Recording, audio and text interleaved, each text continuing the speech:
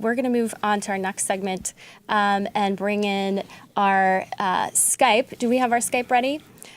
We can just introduce here in studio with us is Heather Barmore. She's Director of Communications for Vote Run Lead.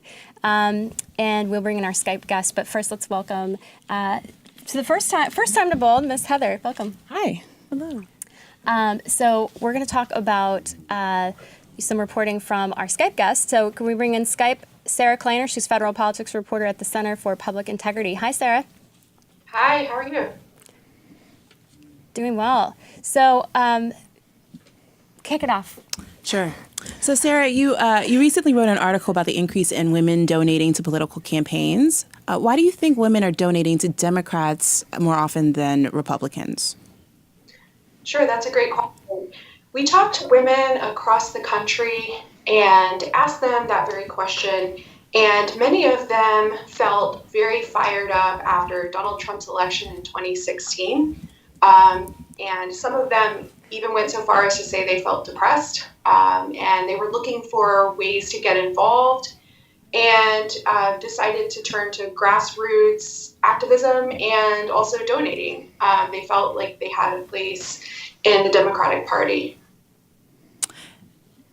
And so, if passed, how do you think the House Democrats' new reform bill will impact the way that elections are funded? Yeah, that's a great question. It's obviously, it still has to be passed by the House and then the Senate, which is controlled by Republicans, and then it would have to be signed. So it is, there is many steps in the way before it goes through. But one of the things that they're talking about is reducing corporate influence in elections, the amount of money and the transparency, so that we would know who is donating to particular causes and what their interests are. And I wonder if you, I'm not sure if you're familiar with Jane Mayer's book, Dark Money, but I know that she talks a lot about the impact of these think tanks that were funded by folks like the Koch brothers and others over time. I wonder if, sort of related to this idea of like corporate influence in elections, if you believe or think based on what you're reporting, that kind of dark money or that kind of policy influence, if there's a way to sort of even out its impact on politics. To even out its impact? Yeah. So I know that not everyone agrees that corporate money should not have a place in or have as much of a place in politics. Yeah. There are First Amendment groups out there who believe that it would be impeding First Amendment rights to restrict that kind of funding. So it's not everyone is on the same page about that. Yeah. So Heather, I want to bring you into the conversation and talk about what you guys do at Vote Run Lead, because you're helping. It's nonpartisan. You work with ladies from all across the political spectrum. But what have you seen in terms of the energy for female candidates? Are you seeing a rise? We saw so many more Democratic women in the House. What's driving that energy, and are you seeing anything like that starting to coalesce in the right as well? Yeah. So. What we found just in general is that women are angry, and that I've been saying to people, if you have rage, a great way to channel that rage is to run for office, is to be a leader in your community, is to help another woman run for office.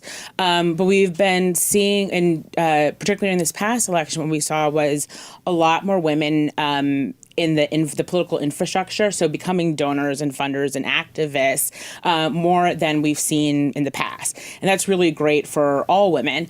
And so we've been trying to train those who come to us and say, okay, so you want to be an activist, you want to learn how to be a better donor, come to our training. What we've seen with Republican women is that they are also fired up. At our national town hall, we had an entire panel of young Republican women who are all moderate Republicans, but who are also angry. And they're trying to come together more and figure out how to build the same kind of infrastructure that Democratic women have been building, and Democratic women have been building this for a very long time, with groups like Emily's List. And so they're attempting to do the same thing. So we're starting to see that with, Elise Stefanik is, from upstate New York is attempting to start a PAC. So we're seeing more young Republican women come together, which we're totally in support of. So one thing I've seen in studies is that women are less likely to just put their hat in the ring. They need to be asked or tapped on the shoulder. Did you see that happening for 2018, or were these women just stepping up and deciding they wanted to run without being asked to run? Oh, these women were stepping up to just being like, I want to run for office, or I'm mad, what can I do? And that's all it took. So for a while, Vote Run Lead was really reaching out to people to try to get them to come to trainings and try to get them to say, politics is important. You should, come to a training. And then we had women signing up in droves after 2016. So that's great. Yeah, it's interesting you mentioned they're angry. There was a big story in The Atlantic about looking at the effects of anger and how oftentimes there was one study, I believe, that it was two out of every three situations, it actually ends up having a positive outcome because you're expressing a pent-up frustration. And so a lot of times, whether it's your work environment or in family, romantic partner, if you're expressing anger, you can actually get something positive out of it. So, yeah. That's what we're hoping. And, like I said, if women are angry, we want women of all political parties across the political spectrum to come to us, and we'll help you kind of express that anger in a way that helps you lead your community, in a way that helps you help other women run for office, help other people run for office. That's what we do. We are training women not just to run for office, we're training women to be more civically and politically engaged. all right, well, we can leave it right there. Thanks so much, Heather, for joining us and joining us via Skype. Sarah, we appreciate it. Thank you so much.